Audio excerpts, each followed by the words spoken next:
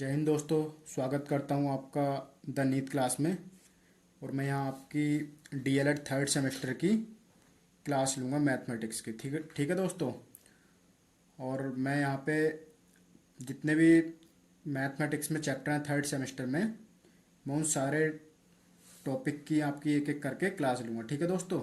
और आने वाले टाइम में मैं आपकी सी टेट के लिए भी क्लास लूँगा। ठीक है दोस्तों। तो चलिए शुरू करते हैं। दोस्तों मैंने यहाँ पे पहले से ही क्वेश्चंस को लिख के रखा है ताकि मैं थोड़ा टाइम बचा सकूँ। तो चलिए शुरू करते हैं दोस्तों। दोस्तों पहला सवाल है। दोस्तों मैं आपको बता दूं कि मैंने एक क्लास पहले भी ले ली अनुपात की। अगर आपने वो नहीं देखी है तो उसको ज़रूर देख लें, उसमें मैंने सारे प्रकार को इसके समझा रखा है। तो चलिए अब शुरू करते हैं। तो दोस्तों इसका पहला सवाल देखते हैं। निम्न को सरल अनुपात में लिखिए। हमें सवाल दिया हुआ है 221 अनुपात 289। ठीक है दोस्तों। इसको हमें लिखना है सरल अनुपात में, मतलब इसको हमें छोटे अनुपात में लिखना है, छोटी संख्याओं में लिखना है। ठीक है दोस्तों। तो दोस्तों जैसा कि हम सब जानते हैं कि 289 जो होता है वो 17 का वर्ग होता है। दोस्तों आपको 1 से लेकर 30 तक की सभी संख्याओं के वर्ग याद कर लेना है। ठीक है दोस्तों। ये बहुत काम आने वाली चीज़ है आपके लिए। ठीक है दोस्तों। और जो 221 है ये किसी भी संख्या का पूर्ण वर्ग नहीं है, इसलिए हम इसके कर लेते हैं गुणनखंड। ठीक है दोस्तों। तो इसको हम काटेंगे। 2 से नहीं कटेगा, 3 से नहीं कटेगा, 4 से नहीं कटेगा, 5 से नहीं कटेगा, 7 से भी नहीं कट रहा दोस्तों, ये कटेगा 13 से। ठीक है दोस्तों। तो 13 एकम 13 बचे यहाँ से 9 और 13 सत्ते 91। तो दोस्तों ये इसके जो गुणनखंड होंगे हमारे वो होंगे 13 गुणा 17। तो दोस्तों एक 17 से ये 17 हो जाएगा हमारा कैंसिल, और जो इसका सरलतम रूप आएगा अनुपात में वो आएगा 13:17। ठीक है दोस्तों। यही हो जाएगा हमारा इसका आंसर। अगला सवाल देखते हैं दोस्तों। इसी में दिया हुआ है एक सवाल और, वो दिया है 60 सेंटीमीटर तथा 1 मीटर को सरल अनुपात में लिखिए। तो करते हैं दोस्तों। 60 सेंटीमीटर तथा 1 मीटर। तो दोस्तों हम 1 मीटर को भी सेंटीमीटर में बदल लेंगे। तो 60 सेंटीमीटर अनुपात 1 मीटर में कितने सेंटीमीटर होते हैं दोस्तों? 100 सेंटीमीटर। तो हो जाएगा 60 अनुपात 100। दोनों को हम काट देंगे, 20 तिया 60 और 20 पंजे 100। तो दोस्तों जो इसका सरलतम रूप आएगा वो आएगा 3:5। ठीक है दोस्तों। दोस्तों मैं कोशिश करूँगा कि आपको बेहतर क्वालिटी यहाँ पे दे सकूँ, क्योंकि दोस्तों मैं इस वीडियो को अपने फ़ोन से रिकॉर्ड करता हूँ। तो अगर कहीं कोई दिक्कत आती है आपको तो आप कमेंट करके मुझे बता सकते हैं। ठीक है दोस्तों। तो देखते हैं अपना अगला सवाल, पढ़ते हैं सवाल क्या कह रहा है।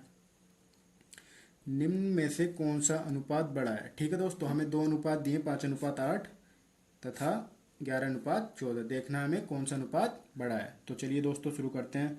दोस्तों मैंने आपको पिछली क्लास में बताया था अनुपात का मतलब होता है भाग में होना, बट्टे में होना है। ठीक है दोस्तों। तो करते हैं इसको।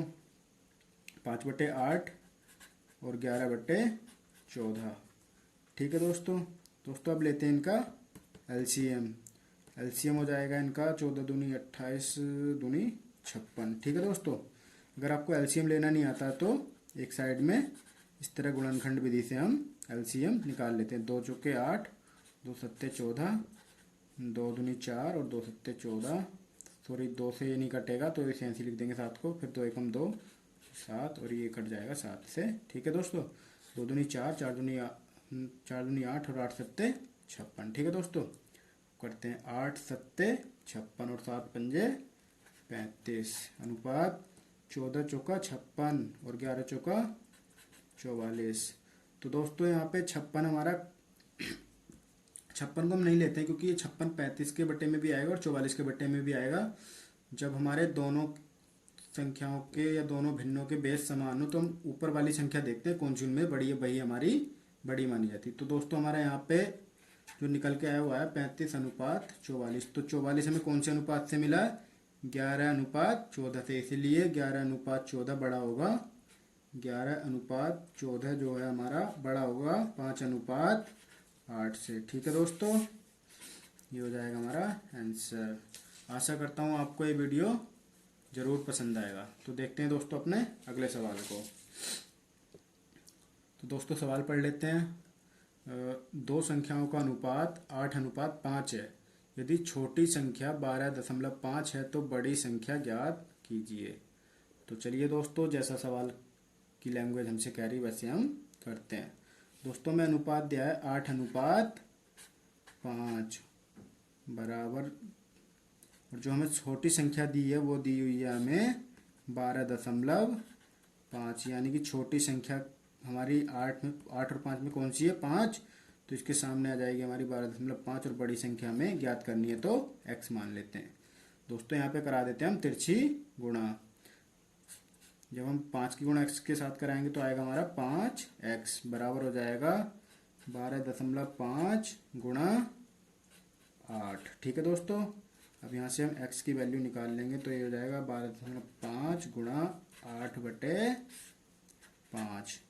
दशमलव हटा देंगे, 0 बढ़ा देंगे, 25 से काट लेंगे दोस्तों, 25 दूनी 50 और 25 पंजे 125। अब 2 से काट देंगे 8 को 4 बार, और x की वैल्यू कितनी आ जाएगी दोस्तों हमारी? x बराबर 5 चौके 20। यही होगी दोस्तों हमारी बड़ी संख्या। ठीक है दोस्तों, आशा करता हूँ आपको वीडियो पसंद आएगी। दोस्तों वीडियो को लाइक ज़रूर कर दें और मेरे चैनल को सब्सक्राइब करना ना भूलें, और ज़्यादा से ज़्यादा इस वीडियो को शेयर करें। अगर आपकी कोई क्वेरी है तो आप उसे कमेंट सेक्शन में जाके बोल सकते हैं। ठीक है दोस्तों, तो चलिए आगे बढ़ते हैं। अगला सवाल है, दो संख्याओं का अनुपात 11:6 है। यदि उन संख्याओं का अंतर 7.5 है तो दोनों संख्याएं ज्ञात करिए या करो। ठीक है दोस्तों, तो चलिए शुरू करते हैं। जैसे जैसे हमसे सवाल कहता है वैसे वैसे हम करते। दोस्तों इसने अनुपात दिया हमें 11:6 का, और इसने हमें संख्याओं का अंतर दिया है 7.5। कोई भी हम संख्याएं मान लेते, a और b मान लेते। ठीक है दोस्तों, इनके अंतर की बात करिए तो बीच में साइन माइनस का कितना दिया दोस्तों में? 7.5। और जो इनका अनुपात का अंतर है उसको भी हम निकाल लेंगे। अनुपात का अंतर आएगा हमारा 11 - 6 बराबर 5। बस दोस्तों ये दो ही चीज़ हमें चाहिए थी, जिसमें से एक हमें गिवन है और दूसरी हमने इससे निकाल ली। अब करते हैं दोस्तों, देखते हैं हमारी पहली संख्या क्या आती है, मतलब बड़ी संख्या क्या आती है दोस्तों। ठीक है, तो पहले बड़ी संख्या का अनुपात गुणा, फिर लेंगे हम संख्याओं का अंतर बटे अनुपातों का अंतर। ठीक है दोस्तों, दशमलव हटाएंगे, 0 बढ़ाएंगे, 25 दूनी 50 और 25 तिया 75।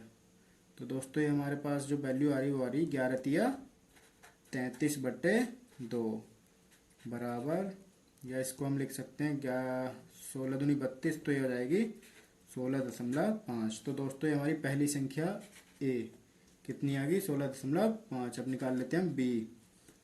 ये हो जाएगा दोस्तों हमारा a बराबर, b का अनुपात हमें दे रखा है 6 गुणा दो संख्याओं का अंतर मतलब 7.5 बटे अनुपातों का अंतर मतलब 5। दशमलव हटाएंगे, 0 बढ़ाएंगे। ठीक है दोस्तों, 25 दूनी 50 और 25 तिया 75। 2 से 6 कट जाएगा 3 टाइम्स, और 3 तिया हो जाएगा 9।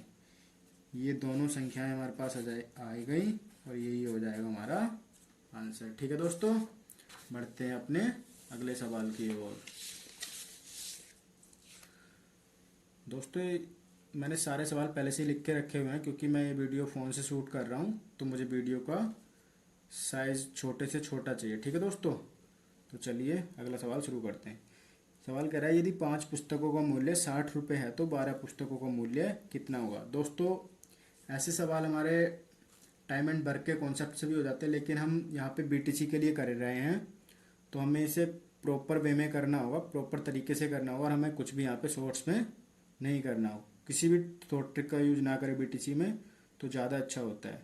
तो दोस्तों इसके लिए हम सबसे पहले जो चीज़ें हमें दी हुई हैं उन्हें हम लिख लेते हैं, एक तरफ पुस्तक और एक तरफ मूल्य। ठीक है दोस्तों, तो हमें कितनी पुस्तक दी हुई है?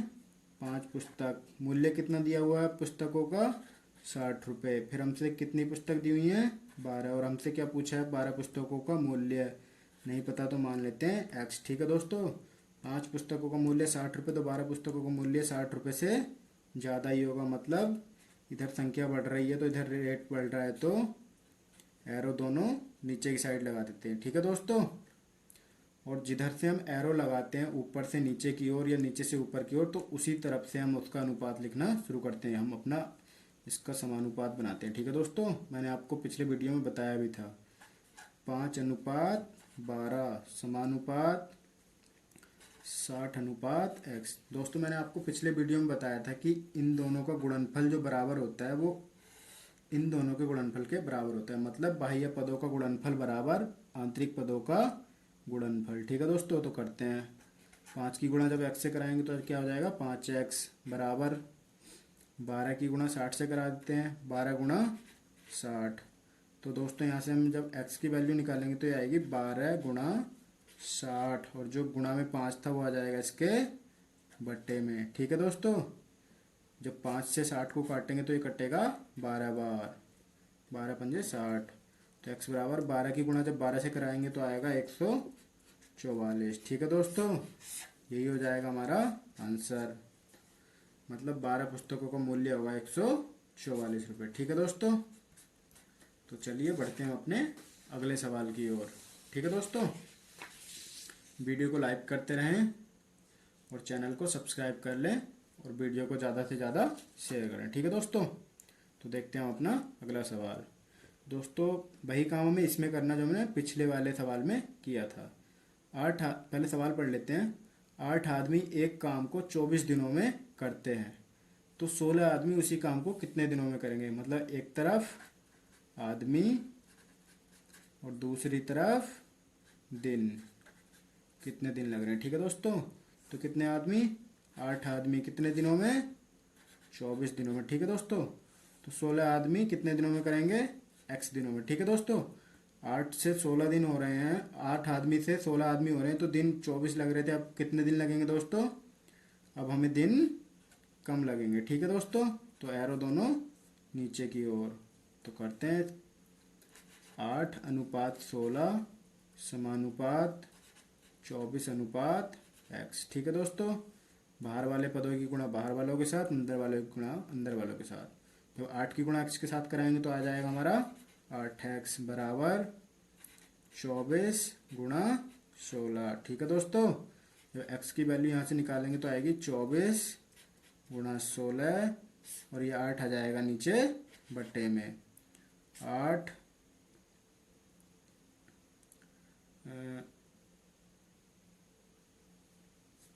सॉरी दोस्तों, मैंने यहाँ पे एरो उल्टे लगा लिए हैं, माफ़ी चाहूँगा दोस्तों, दोबारा देखते हैं इसको। दोस्तों 8 आदमी किसी काम को 16 दिनों में कर रहे हैं, सॉरी 8 आदमी 24 दिनों में कर रहे हैं, तो 16 आदमी उस काम को कितने दिनों में करेंगे। ऑब्वियस सी बात है दोस्तों, कम दिनों में कर लेंगे। तो ये एरो हमें इस तरह से लगाना था। ठीक है दोस्तों, मैंने गलती कर ली यहाँ पे, उसके लिए माफ़ी चाहूँगा, आप इसे सावधानी से करिएगा। ठीक है दोस्तों, और दोस्तों जो सवाल मैं करा रहा हूँ कोशिश करिए पहले वीडियो पॉज करके उसे अपने आप करने की कोशिश करिए। ठीक है दोस्तों, तो करते हैं 8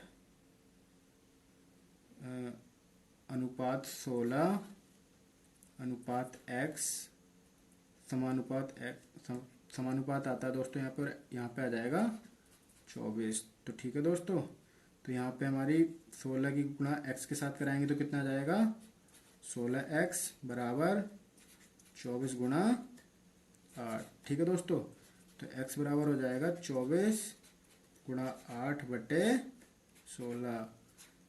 8 से काटेंगे 8 दूनी 16, और 2 से काटेंगे कितनी बार जाएगा 12 बार।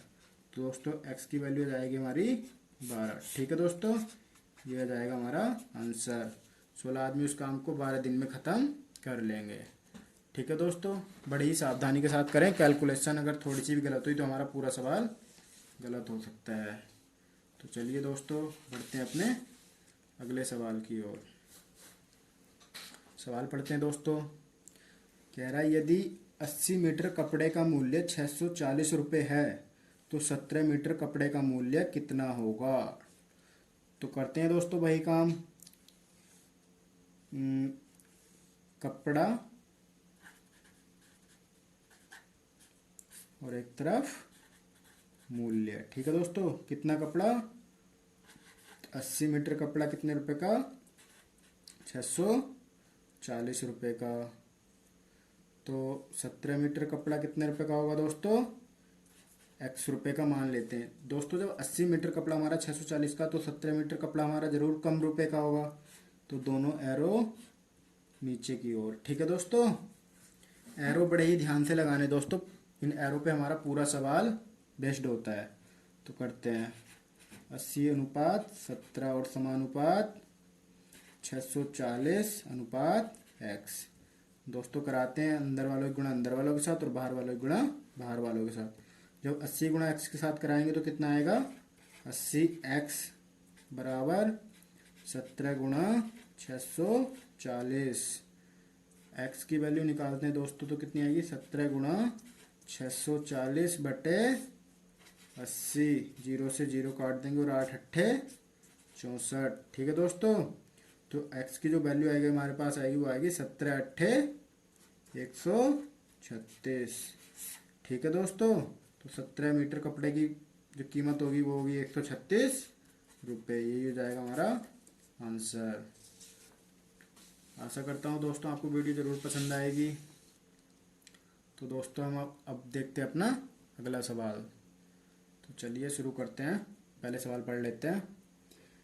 यदि एक कार 360 किलोमीटर की दूरी तय करने में 6 घंटे का समय लगाती है, तो यह कार उसी चाल से 10 घंटे में कितनी दूरी तय कर लेगी। ठीक है दोस्तों, सवाल को ध्यान से पढ़ें और जैसा सवाल कह रहा है वैसे ही सवाल को सेट करें। ठीक है दोस्तों, तो लिख लेते हैं एक तरफ दूरी और एक तरफ समय। ठीक है दोस्तों, कितनी दूरी? 360 किलोमीटर दूरी तय करने में कितना समय लगाती है? 6 घंटे। तो यह कार उसी चाल से 10 घंटे में कितनी दूरी तय कर लेगी। दोस्तों इस बार हमें समय दिया है 10 घंटे और दूरी हमें ज्ञात करनी है। ठीक है दोस्तों, 6 घंटे में 360 किलोमीटर जाती है, तो 10 घंटे में 360 किलोमीटर से ज़्यादा जाएगी, इसलिए दोनों एरो नीचे की तरफ। ठीक है दोस्तों, मतलब एक ही दिशा में दोनों एरो। तो करते हैं 360 अनुपात x समानुपात 6:10। 6 की गुणा x के साथ कराएंगे, 6x बराबर हो जाएगा हमारा 10 गुणा 360। दोस्तों जब x की वैल्यू हम यहाँ से निकालेंगे तो आएगा 10 गुणा 360 बटे, ये 6 इधर आ जाएगा तो बट्टे में, और 6 छंग 36, ये कट जाएगा 60 बार। तो दोस्तों हमारी x की जो वैल्यू है 60 दाई 600।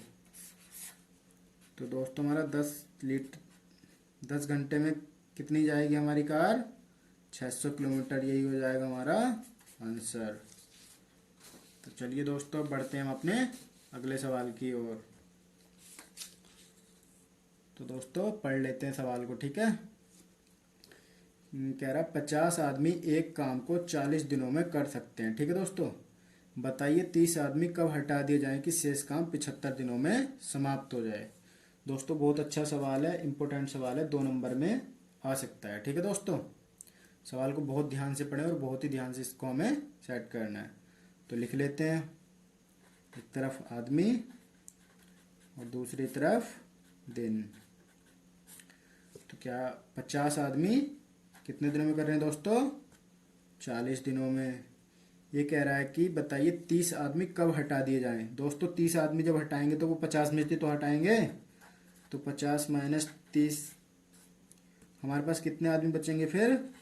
20 आदमी। ठीक है दोस्तों, और वो काम अब कितने दिनों में करेंगे? 75 दिनों में। लेकिन दोस्तों इसने बोला है कि शेष काम कितने दिनों में समाप्त होगा। सो दोस्तों जो शेष काम होगा वो हमारा 40 में से कुछ काम होगा, तभी तो हमें शेष काम मिलेगा। ठीक है दोस्तों, इस बात को बड़े ही ध्यान से समझें कि जब हमारे 50 आदमी 40 दिन में कर रहे थे, उसने 30 आदमी कुछ दिनों के बाद भेज दिए, हटा दिए काम से, तो काम 75 दिनों में हो रहा है। जो शेष काम बचा है वो 75 दिनों में हो रहा है दोस्तों। ठीक है, तो जितना काम हुआ है उसे तो हमें 40 में से माइनस करना पड़ेगा। तो उस काम को हमने x मान लिया जो हो चुका है। ठीक है दोस्तों, अब देखिए 50 आदमी थे 40 दिनों में कर रहे थे, अब 20 आदमी है उन्हें दिन लग रहे हैं 75। तो एरोस में बड़े ही ध्यान से लगाना। ठीक है दोस्तों, 50 आदमी से 20 आदमी, अब पहले तो 50 आदमी काम कर रहे थे 40 दिनों में, 20 आदमी काम कर रहे हैं 75 दिनों में, तो इसका एरो लगेगा ऊपर की तरफ, मतलब एक दूसरे के विपरीत। ठीक है दोस्तों, तो चलिए अब से सेट करते हैं, अनुपात में लिखते हैं। तो हो जाएगा 50/20 समानुपात 75/40 - x। ठीक है दोस्तों, बाहर वालों की गुणा बाहर वालों के साथ और अंदर वालों की गुणा अंदर वालों के साथ। ठीक है दोस्तों, तो चलिए शुरू करते हैं। 50 × 40 - x बराबर 20 × 75। ठीक है दोस्तों, 50 की गुणा जब 40 के साथ कराएंगे तो 5 चौके 20 और एक जीरो 40 का और एक जीरो 50 वाला 2000 माइनस 50 की गुणा x के साथ 50x बराबर 75 दूनी 150 और एक जीरो ये वाला, तो माइनस के 50x बराबर 1500। दोस्तों इस 2000 को इधर ले जाएंगे तो इधर प्लस में इधर आके किस में हो जाएगा, ये माइनस का 2000 माइनस के 50x बराबर दोस्तों 2000 में से 1500 घटाएंगे तो कितना आएगा 500। साइन माइनस का था बड़ी संख्या के आगे तो माइनस, माइनस से माइनस कट गया दोस्तों, तो x की वैल्यू हम यहाँ से निकालेंगे तो ये आएगा 500/50।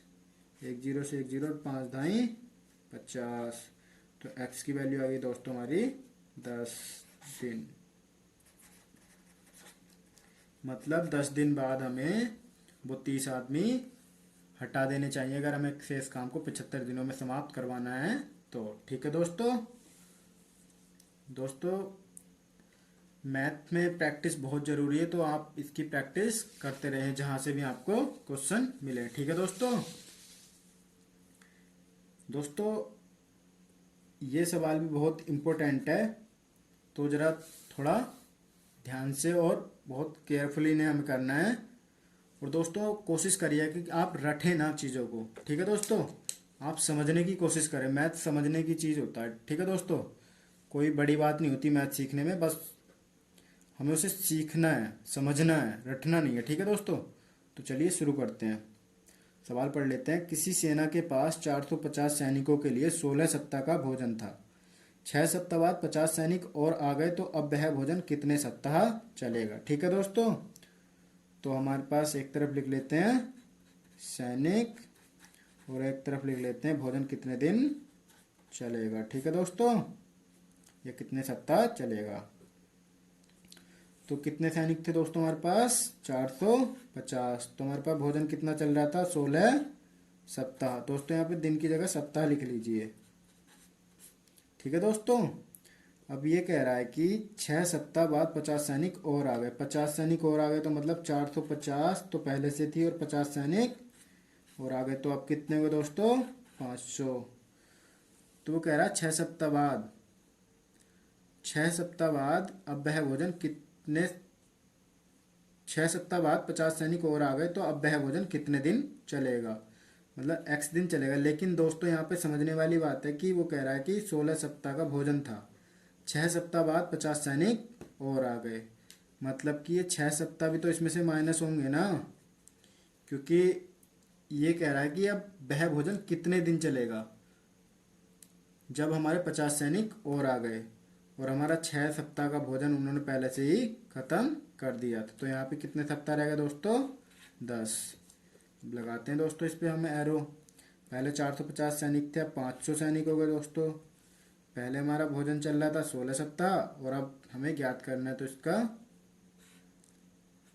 ठीक है दोस्तों, पहले चल रहा था ज़्यादा दिन, अब चलेगा कम दिन। ठीक है दोस्तों, इसलिए एरो उल्टा।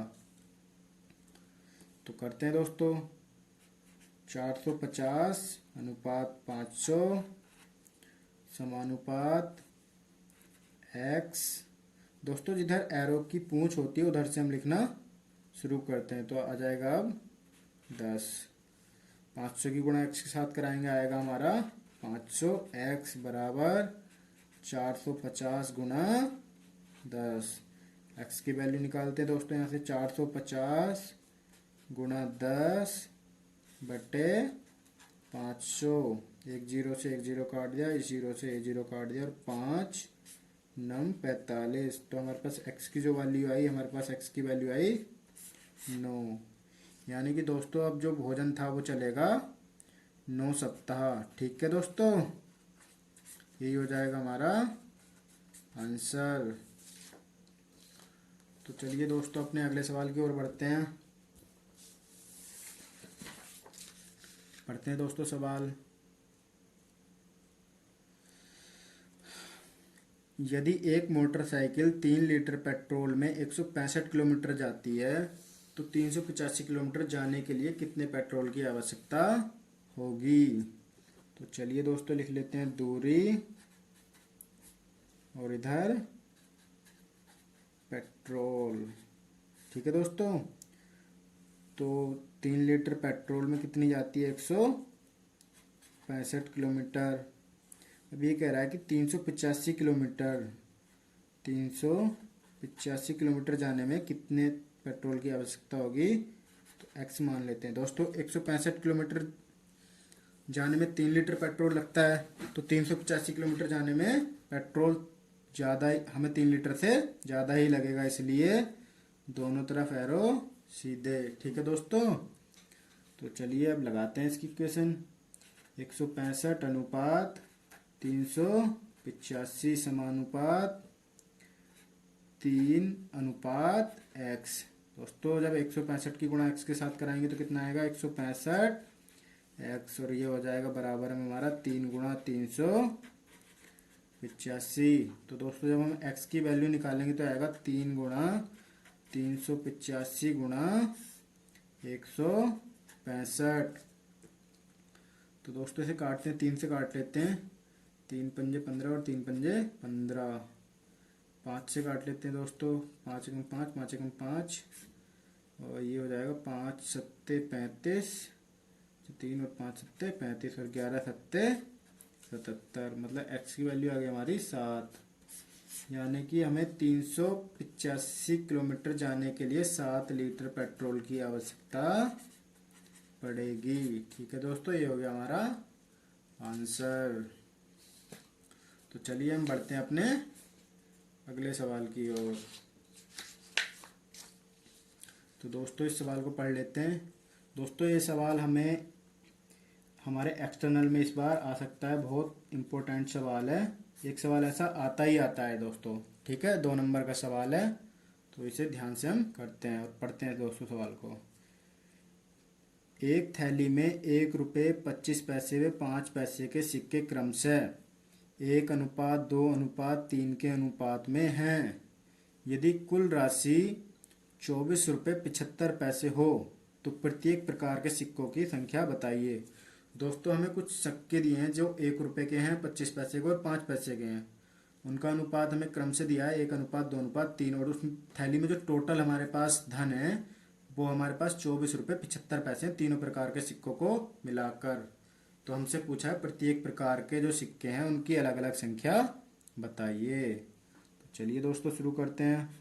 इनका मैं अनुपात दिया है 1 अनुपात 2 अनुपात 3। ठीक है दोस्तों, और जो हमें कुल धन दिया है, कुल धन वो दिया हमें 24 रुपये 75 पैसे।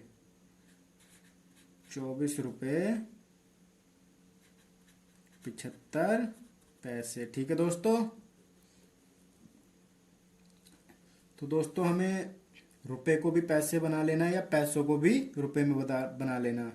तो दोस्तों हम रुपए को पैसे में बना लेते हैं। ठीक है दोस्तों, तो हमारे पास 1 रुपये का जो अनुपात दे रखा वो हमें दे रखा 1, तो 1 गुणा पैसों में बदलेंगे तो 100 से कर देंगे गुणा, अनुपात 2 अनुपात दे रखा हमें 25 पैसे का, तो हो जाएगा 2 गुणा 25, अनुपात 5 पैसे का अनुपात दे रखा हमें 3, तो ये हो जाएगा 3 गुणा 5। तो हमारे पास दोस्तों जो नया अनुपात आएगा वो आएगा 100 अनुपात 50 अनुपात 15। ठीक है दोस्तों, तो अब देखिए दोस्तों कैसे करते हैं। हमारे पास जो टोटल पैसे हैं उन्हें जोड़ लेते हैं। 100 और 50 150 और 15 165, और जो हमें वास्तव में धन दे रखा, वो दे रखा है 24 रुपये 75 पैसे। तो उसको भी दोस्तों हम पैसों में बदल लेते हैं। तो 24 रुपये 75 पैसे में कितना हो जाएगा, 2475 पैसे हो जाएंगे दोस्तों। अब हम निकालते हैं 1 रुपये के सिक्कों की संख्या। रुपये 1 के सिक्कों की संख्या, ठीक है दोस्तों। 2475 गुणा 100 बटे, हमें जो अनुपात का योग है उससे देनी होती है गुणा, ठीक है दोस्तों। जो अनुपात उसके गुणा में कुल धन बटे अनुपातों का योग, ठीक है दोस्तों। काट लेते हैं इसे 5 से, तो कट जाएगा 5 तिया 15, 5 तिया 15 और 5 दूनी 10, 20 बार 33। 3 से काट लेते दोस्तों, 11 बार कट जाएगा। इसे काट लेते 3 से, 3 अट्ठे 24, 3 दूनी 6 और 3 पंजे 15। मतलब हमारे पास जो आया वो आया है 825 गुणा 20 बटे 11 बराबर 2 पंजे 10 का 0, 2 दूनी 4 और 1 5, 2 अट्ठे 16 और 1 0 ये वाला बटे 11। तो दोस्तों जब हम इसे डिवाइड करेंगे तो हमारे पास जो आंसर आएगा वो आ जाएगा हमारे पास 16,500 बटे 11 को जब करेंगे तो आएगा हमारे पास निकल के 11 एकम 11, यहाँ से बच के हमारे पास 5, 11 पंजे 55, मतलब 1500। अब दोस्तों ये 1500 हमारे पास आ गया और हमें कौन से सिक्कों की संख्या निकालनी है, 100 पैसे वाले जो सिक्के हैं। तो इसे हमें 100 से कर देंगे डिवाइड, तो हमें 1 रुपये के सिक्के मिल जाएंगे। 2 जीरो से 2 जीरो, तो हमारे पास आ गए 15 सिक्के। ये हैं 1 रुपये के सिक्के, 15 सिक्के 1 रुपये वाले, ठीक है दोस्तों। अब अगला पेज ले लेते हैं। तो दोस्तों अब हमें निकालने हैं 25 पैसे वाले सिक्के।